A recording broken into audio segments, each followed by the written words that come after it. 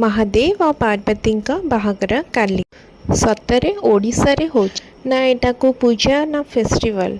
एटा गोटे रियलिस्टिक बाहागर हो जो थे कि बाराती आसब धूमधाम से बाहागर हम महादेव का बाहागर ए बाहागरटी को कहुए शीतला षष्ठी। ए कहानीटी स्टार्ट हो गोटे असुर रु असुर ना था ताड़कासुर ताको वरदान मिलता ताको कहीं मार पारे एक्सेप्ट महादेव का पुत्र को छाड़िकिनी किंतु महादेव बहुत घोर तपस्या रे थिले। सेतेबेले ठाकुर माने देवी पार्वती को रिक्वेस्ट कले दुनिया को बंचेबा पई तापरे माँ भी संकल्प नेकिनी तपस्या रे लीन हो गले। मास मास धरी तपस्या कले बिना रही बिना थकिनी जेपर्यंत महादेव आखि न खोलते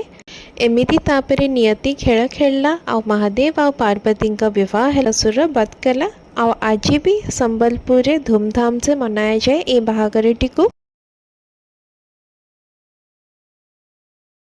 तापरे आसंती आम महादेव ग्रांड बारात नेकिनी जो थे हुड़हुड़ी शंख आ बहुत सारा खुशीर महल ने एटा केवल गोटे ड्रामा नुहे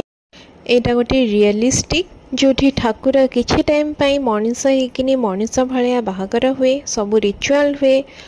वर्ल्ड को इनविटेशन पहुँचे आ वर्ल्ड सामिल होकिनी ए बाहागरटी को बहुत धूमधाम से एंजॉय करे। मो पाखे बड़ क्लिप तो नहीं गोटे छोट क्लिप अच्छे